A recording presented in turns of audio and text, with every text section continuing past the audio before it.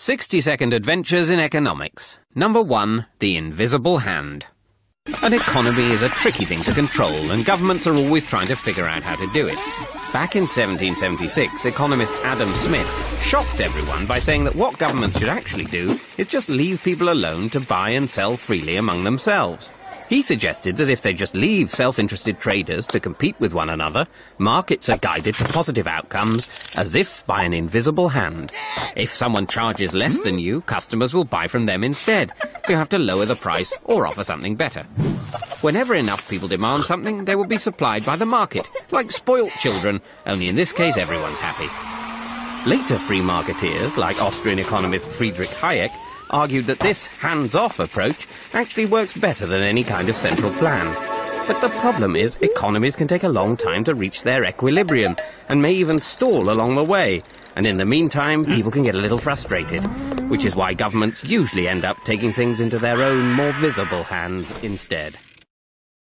Number 2, the paradox of thrift. Much like a child getting his pocket money, one of the biggest economic questions is still whether it's better to save or spend. Free marketeers like Hayek and Milton Friedman say that even in difficult times, it's best to be thrifty and save. Banks then channel the savings into investment, in new plants, skills and techniques that let us produce more. And even if this new technology destroys jobs, wages will drop and businesses hire more people. So unemployment falls again. Simple, at least in the long run. But then a live fast, die young kind of chap called John Maynard Keynes cheerfully pointed out that, in the long run, we're all dead. So to avoid the misery of unemployment, the government should instead spend money to create jobs. Whereas if the government tightens its belt when people and businesses are doing the same, less is spent, so unemployment gets even worse. That is the paradox of thrift. So instead they should spend now and tax later when everyone's happy to pay. Though making people happy to pay tax was something even Keynes didn't solve. Number 3, the Phillips curve. Bill Phillips was a crocodile hunter and economist from New Zealand, who spotted that when employment levels are high, wages rise faster. People have more money to spend, so prices go up and so does inflation. And likewise, when unemployment is high, the lack of money to spend means that inflation goes down. This became known as the Phillips curve. Governments even set policy by the curve, tolerating the inflation when they spent extra money creating jobs. But they forgot that the workers could also see the effects of the curve. So when unemployment went down, they expected inflation and demanded higher wages, causing unemployment to go back up, while inflation remained high. Which is what happened in the 1970s, when both inflation and unemployment rose. Then in the 90s, unemployment dropped while inflation stayed low, which all rather took the bend out of Phillips's curve. But at least part of Phillips's troublesome trade-off lives on. When faster growth and full employment return, you can bet inflation will be along to spoil the party. Number 4, the principle of comparative advantage. Whether you think economies work best if they're left alone or that governments need to do something to get them working, the one thing that can't be controlled is the rest of the world. Fear of foreign competition once led countries to try and produce everything they needed and impose heavy taxes to keep out foreign goods. However, economist David Ricardo showed that international trade could actually make everyone better off, bringing in one of the first great economic models. He pointed out that even if a country can produce pretty much everything at the lowest possible cost, with what economists call an absolute advantage, it's still better to focus on the products it can make most efficiently, that sacrifice the least amount of other goods, and let the rest of the world do the same. By specializing, they can then export these surpluses to each other and both end up better off.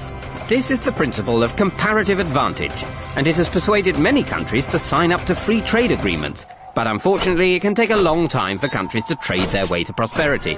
And because it's now much easier to move to where the money is, it's increasingly not only goods that cross borders, but people, which has somewhat uprooted Ricardo's theory.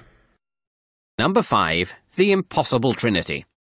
Most countries trade with one another, which is usually pretty good for all involved. But it does mean it's a bit harder for each to keep control of its own finances. There are 3 things that governments are particularly keen on. They like to keep the exchange rate stable so that import and export prices don't suddenly jump around. They also like to control interest rates so they can keep borrowers happy without upsetting savers. And they like to let money flow in and out of their country without causing too much disruption. But there's a problem when you try to do all of these at once. Say, for example, the Eurozone tries to lower its interest rate and reduce unemployment.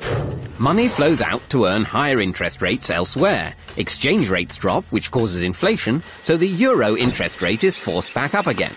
You can either fix your exchange rate and let money flow freely across national borders, but have no control over your interest rates, or control your interest and exchange rates, but then you can't stop the capital flowing in and out.